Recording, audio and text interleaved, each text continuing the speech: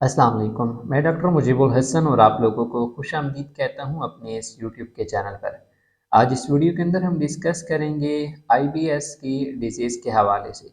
IBS जिसे irritable bowel syndrome कहा जाता है, जिसके अंदर जो हमारे इंटेस्टाइन्स होती हैं वो काफ़ी ज़्यादा स्लो फंक्शन परफॉर्म कर रही होती हैं।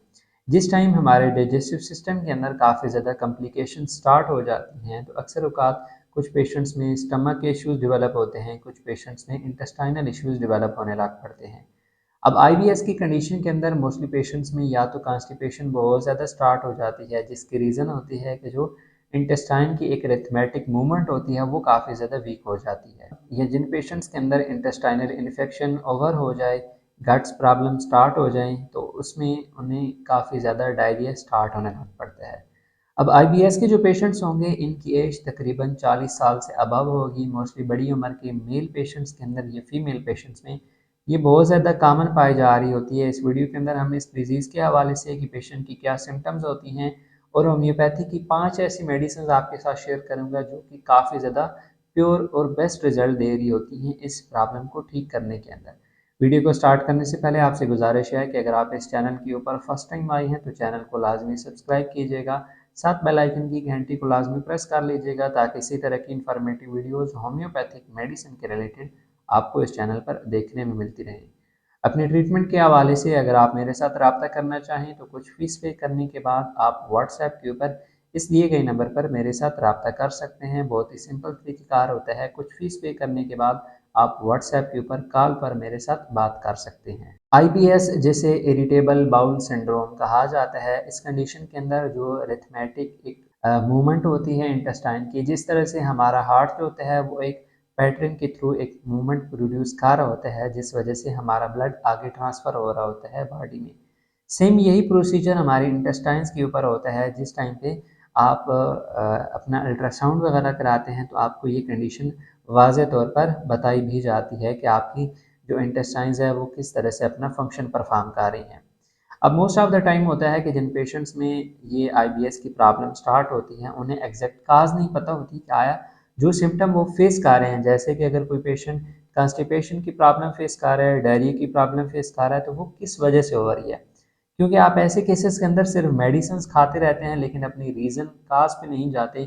अब मोस्टली होता है क्या है कि कुछ पेशेंट्स की जो ये प्रॉब्लम्स होती हैं आईबीएस की, ये कुछ खाने की वजह से ट्रिगर्स होती हैं। जैसे कि अगर कोई शख्स स्पाइसी फूड वगैरह बहुत ज़्यादा खाएगा तो उसकी प्रॉब्लम ट्रिगर कर जाएगी, कि मतलब प्रॉब्लम काफ़ी ज़्यादा बढ़ जाएगी। सेकंड केसेस के अंदर जो अफराद काफ़ी ज़्यादा ऑयली चीज़ें ज़्यादा खा रहे होंगे, घी वाली चीज़ें ज़्यादा खा रहे होंगे, उनमें ये प्रॉब्लम हो सकती है। तीसरे पे जो अफराद काफ़ी ज़्यादा स्ट्रेस वगैरह एंग्जायटी के अंदर रहते हो, उनमें तो ये प्रॉब्लम काफ़ी ज़्यादा कॉमन होगी। और जो लोग अपनी खाने की रूटीन को भी काफ़ी ज़्यादा डिस्टर्ब रखते हैं, मतलब कभी किसी टाइम खा लिया, कभी किसी टाइम खा लिया, तो उनमें तो ये प्रॉब्लम 100% पाई जा रही होती है। अब डिस्कस करते हैं कि आया जो ये आईबीएस की प्रॉब्लम है इसमें क्या सिम्टम्स होंगी जिस बदौलत आपको मालूम पड़ेगा कि आप आईबीएस के पेशेंट्स हैं या नहीं। फर्स्ट ऑफ ऑल जो 2 कंडीशन शेयर की रही हैं कि एक में कॉन्स्टिपेशन, दूसरे में डायरिया, इन दोनों में से कोई भी प्रॉब्लम काफ़ी लॉन्ग टर्म से चल रही हो, जैसे कि कई महीने हो चुके हों, कई साल हो चुके हैं आप इस प्रॉब्लम को फेस कर रहे हो, तो 100% आप इस प्रॉब्लम में पाए जा रहे हैं। सेकेंडली अगर किसी पेशेंट को ब्लोटिंग बहुत ज़्यादा रहती हो, कॉन्स्टिपेशन, स्टूल वगैरह उसके नॉर्मल रहते हो, मतलब उसे ना डायरिया हो ना उसे कॉन्स्टिपेशन हो, लेकिन उसे ब्लोटिंग बहुत ज़्यादा रहती हो, तो अल्ट्रासाउंड लाजमन कराएं। बहुत ज़्यादा चांसेस होते हैं ये कंडीशन पाई जा सकती है। ये प्रॉब्लम अल्ट्रासाउंड के ज़रिए डायग्नोज हो जाती है लेकिन ज़्यादातर केसेस में बायोप्सी ही कराई जा रही होती है। अब कुछ टेस्ट भी होते हैं जो इस रिलेटेड हेल्पफुल रहते हैं, वो उनके रिलेटेड हम आगे चलकर बातचीत करते हैं। इन सिम्टम्स के अलावा कुछ पेशेंट्स में एब्डोमिनल पेन या क्रैम्प्स की प्रॉब्लम की, मतलब पेट में दर्द या काफ़ी ज़्यादा मरोड़ की कैफियत भी हो सकती है। या कुछ पेशेंट्स के अंदर उनके स्टूल में म्यूकस का डिस्चार्ज काफ़ी ज़्यादा पाया जा रहा होता है, कि मतलब उनके स्टूल काफ़ी ज़्यादा लेसदार होता है। या कुछ पेशेंट्स को ऐसे फील होता है कि उनके पेट की जो मूवमेंट है वो स्लो होने की वजह से पेट में गैस बहुत ज़्यादा बनती है। ये जो कुछ सिम्टम्स आपके साथ शेयर किए हैं, अगर आप ये बहुत ज़्यादा पाई जा रही हैं तो आप इस डिज़ीज़ में मुब्तला हो सकते हैं। लेकिन फिर भी यही कहूँगा कि बजाय मेडिसिन यूज़ करने के सबसे पहले डायग्नोसिंग करें, देन उसके बाद आप ट्रीटमेंट यूज़ कीजिएगा इस प्रॉब्लम के हवाले से। इस प्रॉब्लम को डायग्नोज़ करने के लिए काफ़ी ज़्यादा टेस्ट पाए जा रहे होते हैं, लेकिन कुछ टेस्ट मैं आपके साथ शेयर कर देता हूँ।